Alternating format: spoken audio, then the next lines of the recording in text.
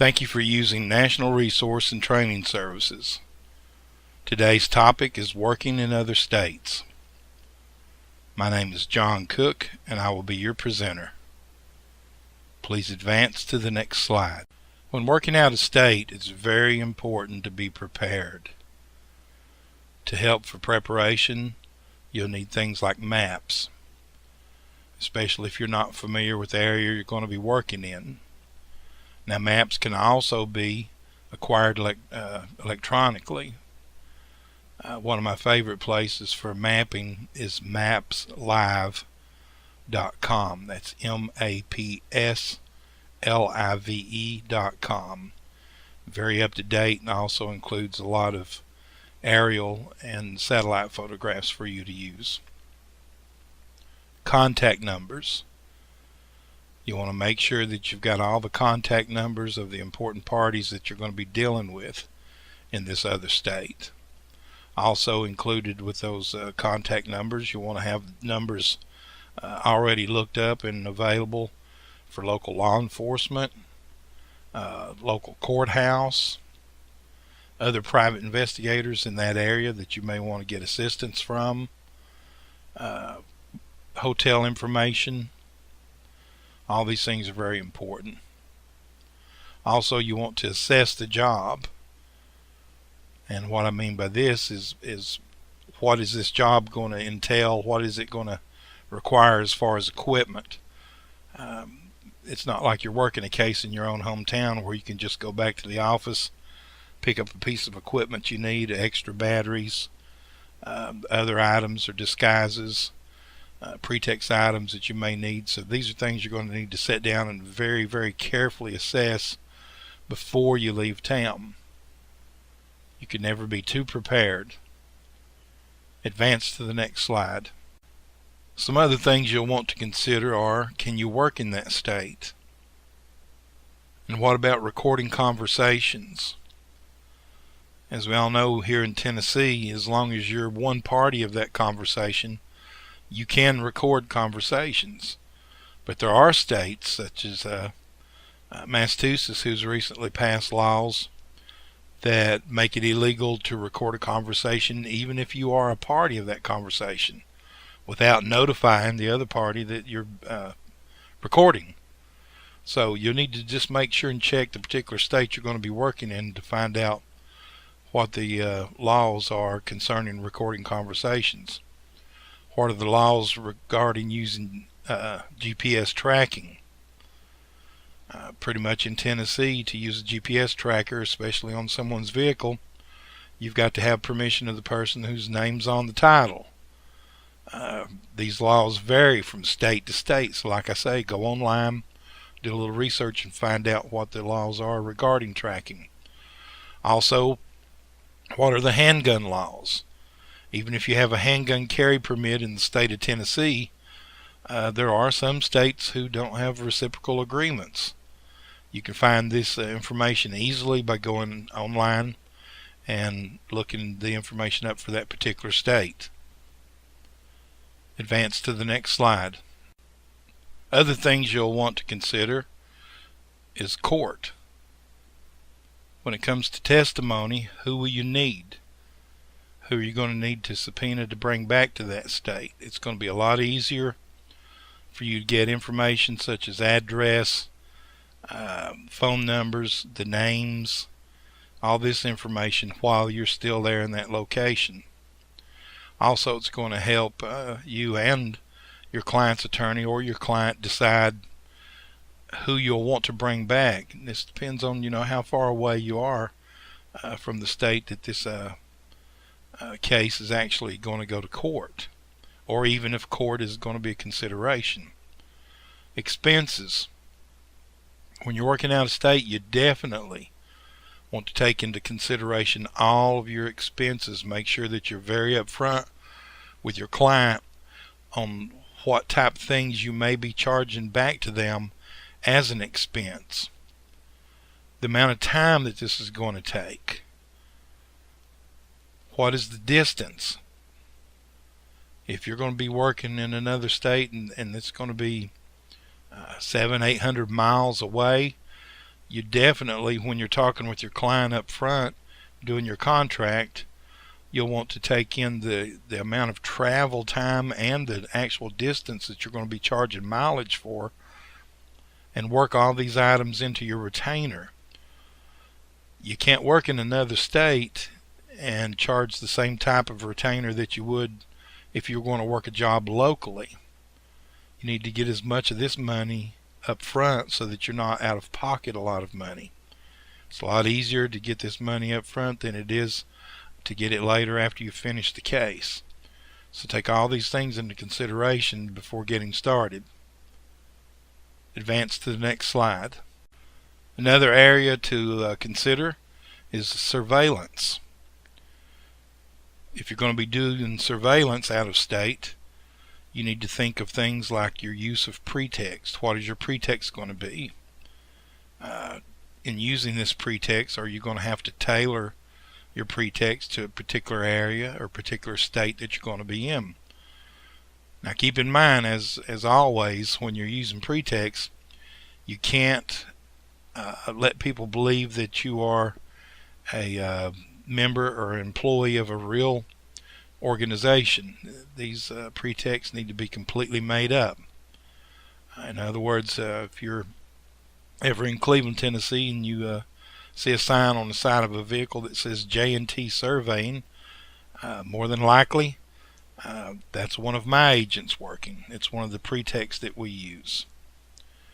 Are you going to need an out-of-state tag to use on your vehicle, or are you going to look suspicious in the area that you're in with your tag on your vehicle?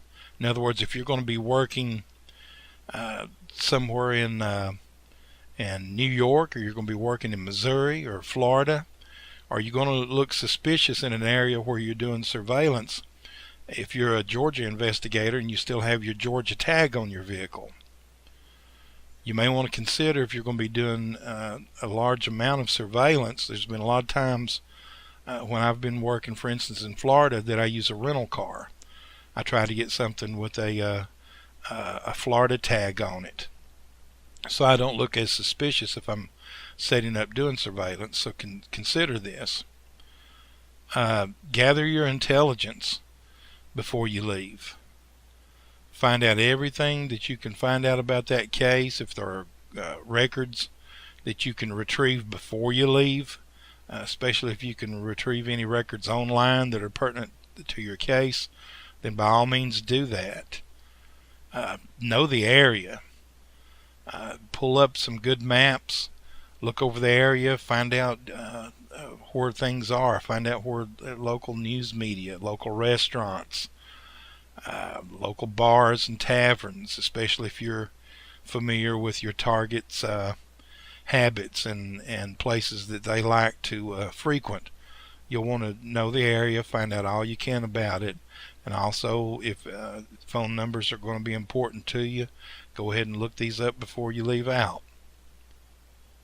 Advance to the next slide.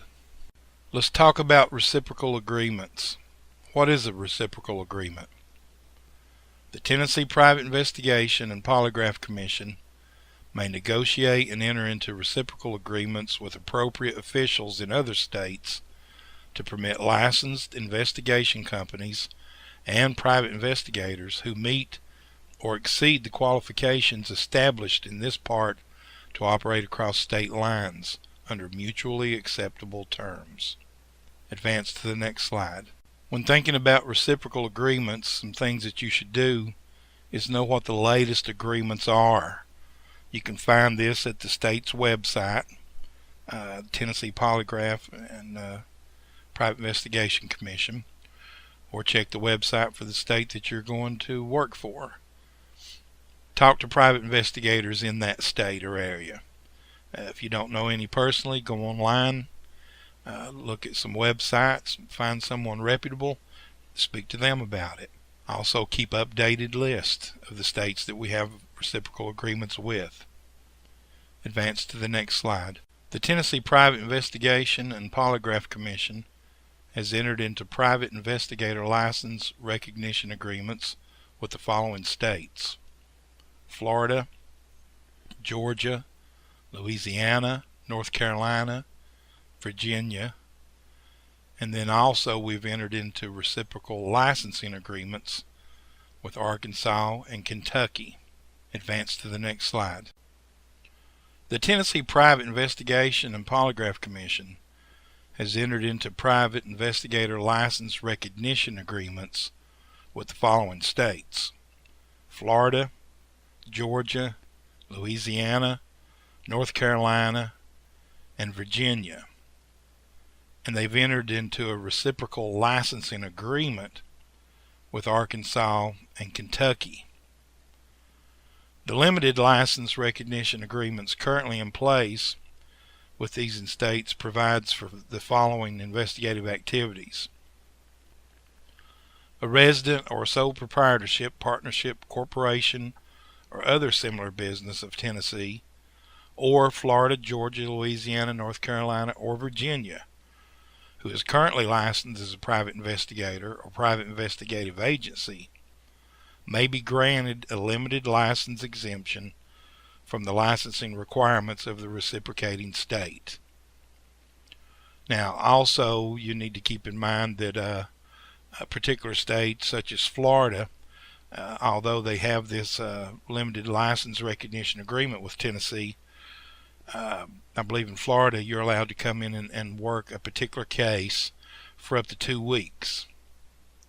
So you'll need to make sure that the agreements with the other states are similar, or if it's a longer time or shorter time. I believe 2 weeks is pretty much the minimum. The licensure exemption is only available to private investigators or private investigative agencies who are licensed by the reciprocating state and whose license are in good standing. Now, when you're dealing with Arkansas and Kentucky, you're dealing with a reciprocal license agreement that basically states that this agreement's made between the Tennessee Private Investigation Commission and the state of Arkansas, and it provides that a resident or sole proprietor, partnership or corporation or other similar business entity of Arkansas or Tennessee currently licensed as a private investigator or company may be granted an exemption from the examination and the fingerprinting requirements of the reciprocating state. In other words, there's a form that you'll need to fill out before working in Arkansas and Kentucky to allow you to work there. You can find this form. It's just a simple one-page form. It's called the Addendum to Tennessee Private Investigation License Applications for reciprocal license applicants only. You'll find this on the state's website under reciprocal agreements. This agreement will have to be filled out, signed, and in front of a notary, and then sent into Arkansas and Kentucky to permit you, first of all, to come and work in that state. It exempts you from having to take an examination or have fingerprints on file. So keep these things in mind. Now, you can find a complete copy of these agreements at the state site for private investigation licensing here in the state of Tennessee. Advance to the next slide. For your information here, I've listed the contact information for Arkansas, Florida, Kentucky, Louisiana, Georgia, North Carolina, and Virginia. This includes their phone numbers and their websites. Advance to the next slide. When billing for your time, there's a lot of things you need to consider when you're doing your invoice. Make sure you're billing for all of your expenses: hotel, any special permits that you may be required to have. In other words, if you're going to work in a state that has limited license recognition agreements and you're going to have to pay a fee, this is something to consider. Rental cars, contract help if you're going to be using another investigator in that area, film, batteries, pretty much any legitimate expense that you have to incur during this case. Make sure you keep a good logbook of these items. Advance to the next slide. Other things to consider when you're working out of state is working out of state is expensive. So you're going to need to educate your client. When I say educate your client, make sure your client realizes what type of expenses that you're going to be incurring. Now, you're not going to be staying at the best hotel in town. Try to keep expenses down for your client, but also be honest with them up front and let them know, if this is going to run into some substantial money. Make it easy on the client by keeping your costs down. Be prepared. The more prepared you are, the more time you're going to save, the more mistakes you're going to avoid, and the more money you're going to save for your client. Of course, your time is valuable, so bill for it properly. Get a sufficient retainer. We talked about that earlier. You're not going to be able to work for a small retainer like you maybe would charge if you were working a case in your hometown. So make sure that your retainer is sufficient to get you started and well into the job. Advance to the next slide. When dealing with hotels, keep some things in mind. Find a hotel that's going to be close to your job. If you're doing surveillance especially, so that you can get to the location quickly, and also so that you're not using more mileage than is necessary. Keep all your costs to a minimum. Find out what services the hotel provides. Do they have internet connection? If so, is the internet connection free, or do they charge for this service? Different hotels handle this differently. Are there any additional fees that you're unaware of, such as parking and so forth? Find out everything you can find out about the hotel before you make your reservations or make your travel arrangements. You can save a lot of time, save a lot of money, and also make it more convenient for yourself. Advance to the next slide. Also, when you're considering travel time, think about things like, when does the clock start? Now that is totally up to you as an investigator. For me, I start the clock when I leave the office to start the case. Also, mileage is being charged. Now, sometimes, as far as the hourly fee, I have had occasions where I knew I was going to be out of town on a case for up to a couple of weeks, so it was going to get into some significant time for my clients.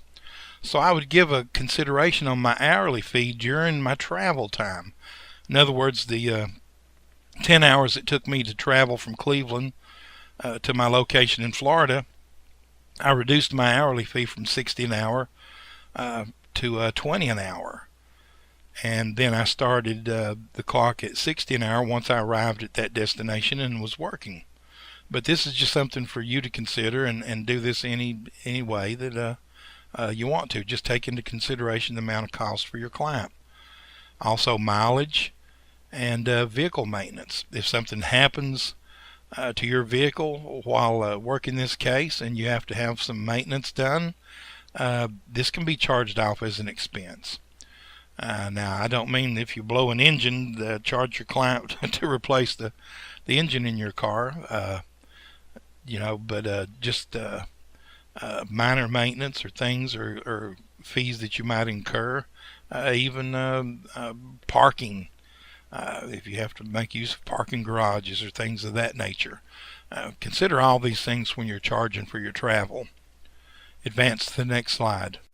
Downtime. Do you charge for sleep time? Downtime during the workday? What if you become ill? Make sure you've got all these things covered and understood ahead of time with your client, and make sure you have a proper contract. Now, this can be done many different ways as far as downtime. I have had cases where I was working out of state, but only for just a couple of days, and I would charge my client $60 an hour during the surveillance time. But since I was out of town and this was taken away from my opportunity to be making income on other cases here, I would charge a reduced rate for the time that we were not working, or the downtime. In other words, I would charge $60 an hour during actual surveillance and work time, and then for the time that was spent during downtime or sleep, I would reduce that rate. I've had cases where I've reduced it 50%. I've had some cases where I reduced it 30%.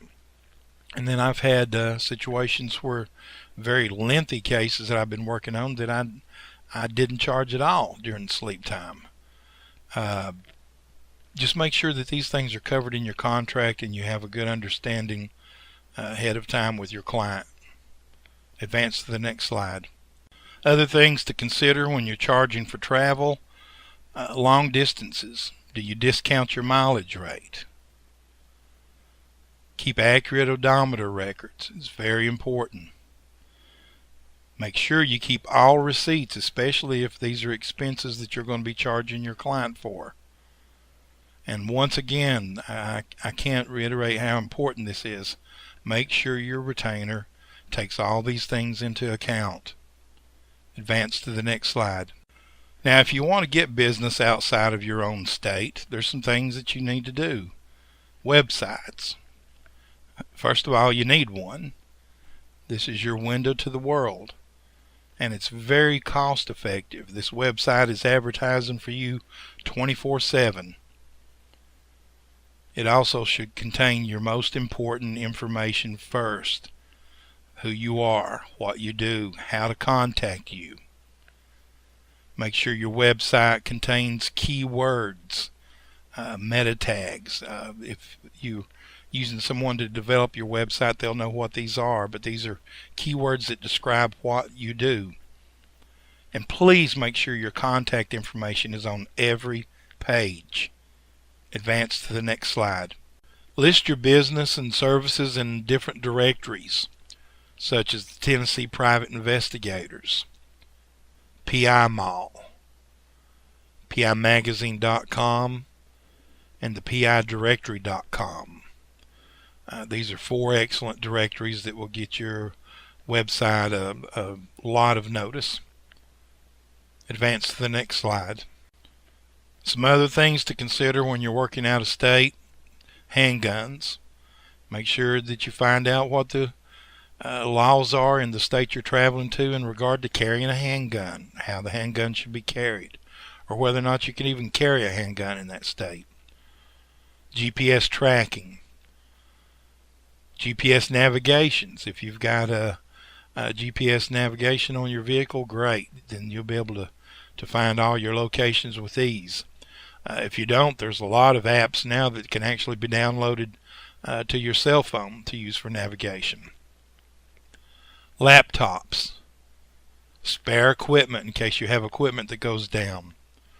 Always a first aid kit. Is this job going to require that you have additional help? Disguises. Your expenses. What's the environment you're going to be traveling to? Wireless internet. The hotel we talked about, make sure that you have access to wireless internet. And cellular charges. If you have a plan that's going to be requiring that you pay for your long distance calls, and you're going to be calling back to your client or making other calls in regards to that case, you want to make sure that you're charging that as an expense. If you do all the things that we talked about, locate and use all the informational sources that we talked about, do a proper contract with your client, and take care of all the preparation before you leave to work out of state, you're going to make this a more successful job. You're going to make this a more enjoyable job. You're also going to make this easier on your client, making sure that your client's educated and knows full well that this is going to be a little more pricey working out of state than it would be working a job in state. Just make sure and prepare. That way you'll be setting yourself up to be successful. Advance to the next slide. Thank you for using nrtsonline.com for your training needs. Also a member of American Training and Seminar Association. You will need to proceed to the next slide and then follow the link to go to your exam.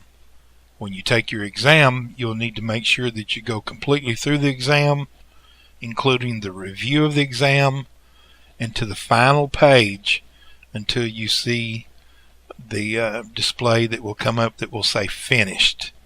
Once you see that, you'll know that your results have been transmitted electronically to NRTS, and your results will be forwarded to the state. Thank you.